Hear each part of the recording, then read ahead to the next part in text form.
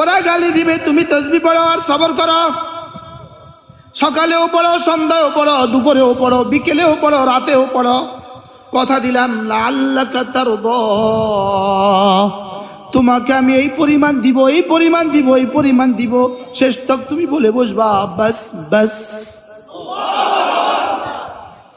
ওদেরকে না হয় ইউনিয়ন পরিষদ দিয়ে দিব, ওদেরকে না হয় সোনারগাঁও উপজেলাটা দিয়ে দিব, ওদেরকে না হয় আরেকটা সিটি কর্পোরেশন দিয়ে দিব, ওদেরকে না হয় একটা দফতরে দিয়ে দিব, একটা মন্ত্রণালয়ও দিয়ে দিব। আর তোমাকে কথা দিলাম লাআল্লাকা তারদা, তোমাকে কথা দিলাম এই পরিমাণ দিব, এই পরিমাণ দিব, এই পরিমাণ দিব, এই পরিমাণ দিব। শেষ তক তুমি বলবা রব্বা আর লাগবে না। আমি তোমাকে কি দিব জানো? লাআল্লাকা তারদা, এই পরিমাণ দিব, জানো তুমি খুশি হয়ে যাও। বন্ধু তুমি কি পেলে খুশি হবা? জিজ্ঞেস করেন দোস্ত তুমি কি পেলে খুশি হবা? আল্লাহর কসম জান্নাতুল ফেরদাউস ছাড়া, রবের দিদার ছাড়া আমাদেরকে আর কোনো বস্তু শান্ত করতে পারবে না। কি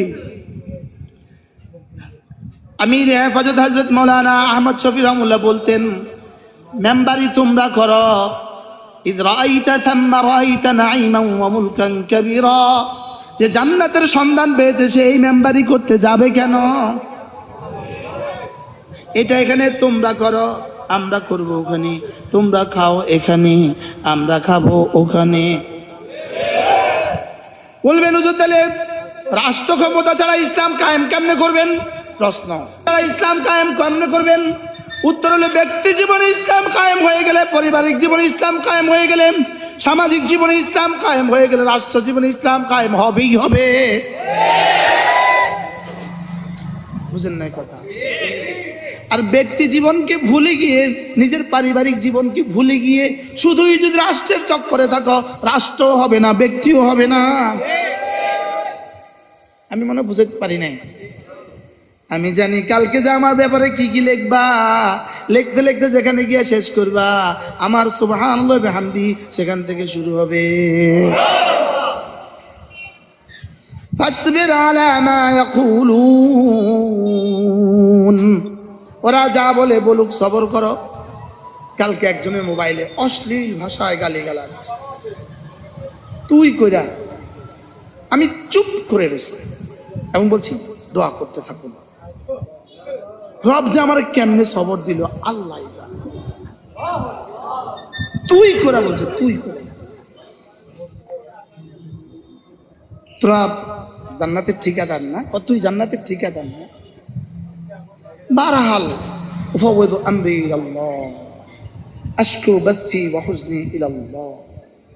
শুধু আমি পড়ছি ওয়াসবির আলা মা ইয়াকুলুন, ওরা যা বলবে সবর করো।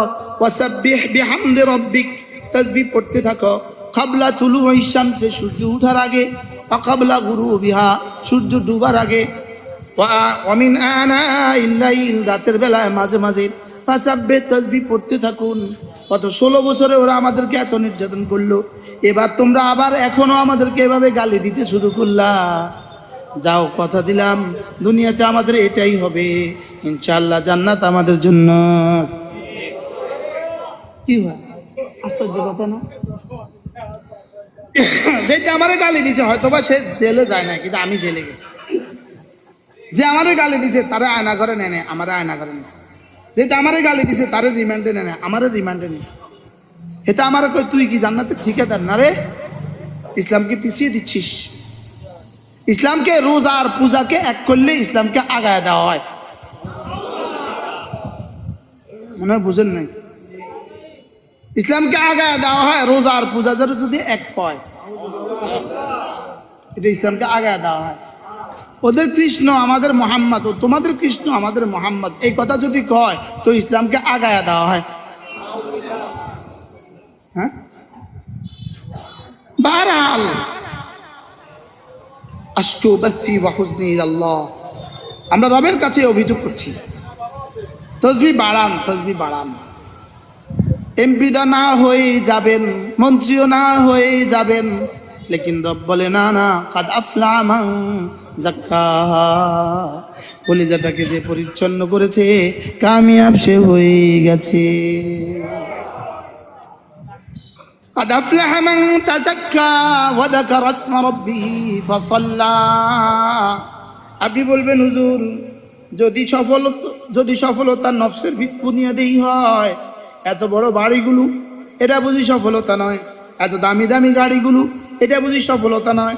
রব বলেন ওয়ালা তামুদ্দান্না আইনাইকা ইলা মা মাত্তানা বিহি আজওয়াজাম মিনহুম যাহরাতাল হায়াতিদ দুনিয়া। এদের বাড়ির দিকে আর গাড়ির দিকে আর ঘরের দিকে আর অফিসের দিকে চোখ তুলেও তাকাবা না। এটা দিয়েছি শুধু লিনাফতিনাহুম ফি, শুধু পরীক্ষার জন্য দিয়েছি, এগুলোর দিকে চোখ তুলে তাকাবা না। ওয়া রিজকু রাব্বিকা খায়রুন ওয়া আবকা। তোমার সুবহানাল্লাহর বিনিময়ে, তোমার নামাজের বিনিময়ে, তোমার তেলাওয়াতের বিনিময়ে, তোমার রোজার বিনিময়ে, তোমার হজের বিনিময়ে, তোমার যাকাতের বিনিময়ে, তোমার দিন কায়েমের সর্বাত্মক চেষ্টার বিনিময়ে আমি তোমার জন্য জান্নাতে যা রেখে দিয়েছি এগুলো এদের সমুদয় সম্পত্তির চেয়েও শ্রেষ্ঠ। আমাদেরকে কি পরিমাণ সান্ত্বনা দিয়েছে, সুবহানাল্লাহ। সফল কাম তো আপনার বাড়ি নাই কেন, সফল কাম তো আপনার গাড়ি নাই কেন, রব বলেন তোমার জন্য যা রেখে দিয়েছি তা সারা পৃথিবীর সমস্ত সম্পদের চেয়েও শ্রেষ্ঠ।